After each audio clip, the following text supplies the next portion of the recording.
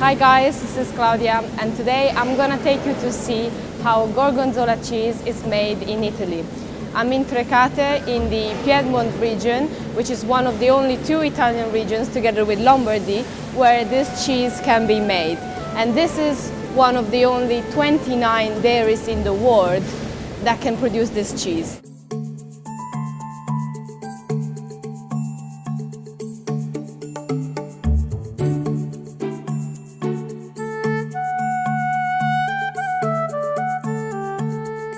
The Gorgonzola industry is worth over $800 million. Almost 5 million wheels are produced each year, and production is confined to this small area only. Gorgonzola cheese has a centuries-old history, and it is still done using the same ingredients and techniques that it was decades ago. Even machines like this one, used to stir the curd, are designed to recreate human movements as gently as possible.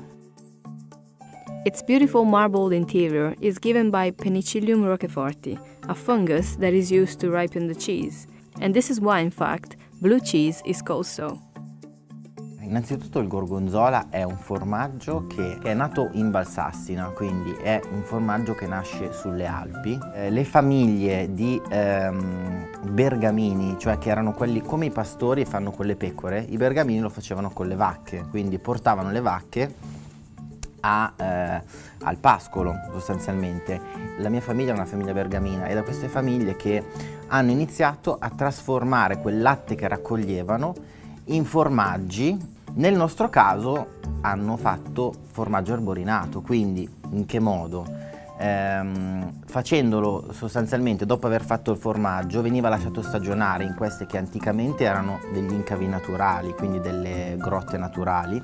Poi sono state delle casere, che erano delle costruzioni proprio particolari che andavano sottoterra in Valsassina. Poi successivamente tutti i produttori, i maggiori produttori di Gorgonzola, per necessità economica del tempo, perché comunque le stalle nella pianura padana si erano sviluppate, quindi il commercio era aumentato, si sono spostati in pianura padana.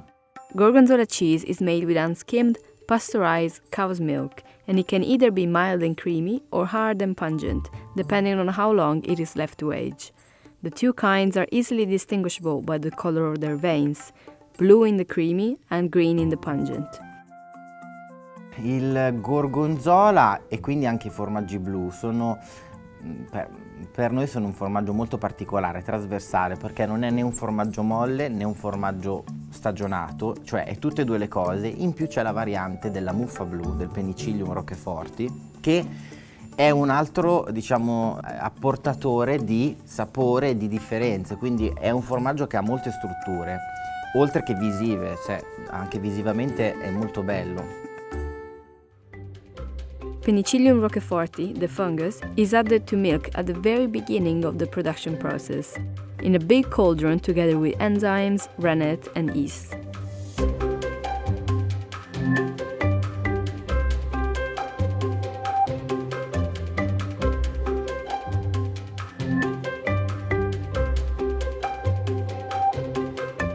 In about 20 minutes, milk becomes curd and can be transferred into molds.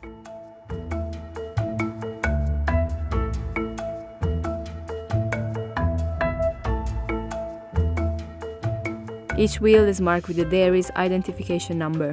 You can see number 60 here. That's Caseificio C in Vernizzi we visited. Here, between 450 and 500 Gorgonzola wheels are made every day. To help the curd settle, wheels are turned 4 times and then left to rest overnight. Then they are salted a couple of times. At this stage, they weigh about 18 kilos, that's 40 pounds, but this number will drop to 12 kilos, 26 pounds, at the end of the aging process as excess weight is released. The salting rooms are warm and humid. This is also to favor the activity of yeasts inside the cheese. Mild Gorgonzola wheels stay for 3 days and hard Gorgonzola for 5. Then they are moved again into a cold room, where they are punctured 100 times on each side. This is to allow oxygen into the cheese for it to grow its signature blue veins. all gorgonzolas at Caseificio C in Vernizzi are punctured with a machine, but some other in-house cheeses are still punctured by hand. After this step, the cheese is left to age.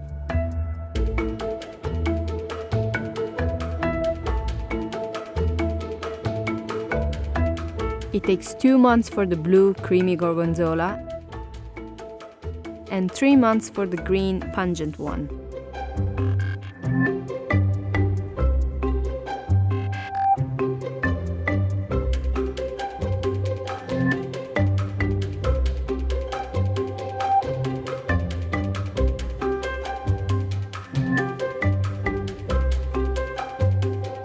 The color difference is pretty evident, but do they really taste different?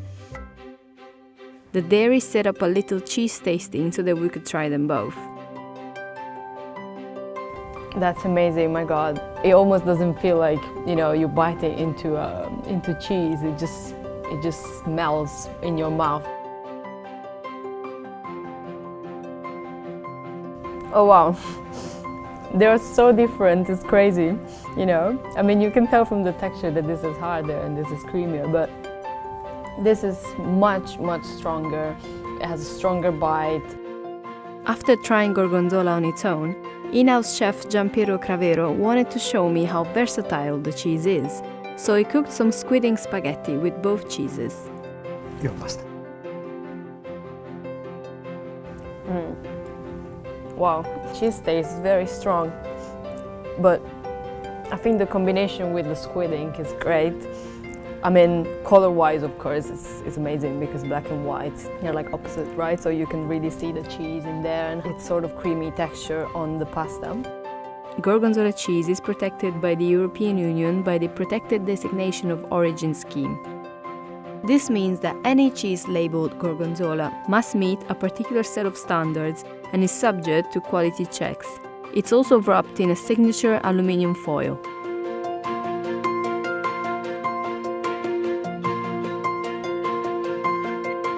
Devi essere un caseificio che nasce in questo territorio, cioè genericamente tra Novara e Bergamo. Questo è il territorio consentito, quindi deve essere un caseificio che nasce, che sta in quel territorio, che raccoglie il latte da quel territorio. Infatti noi lo raccogliamo, il nostro latte viene da Magenta, che qui ha 7 km.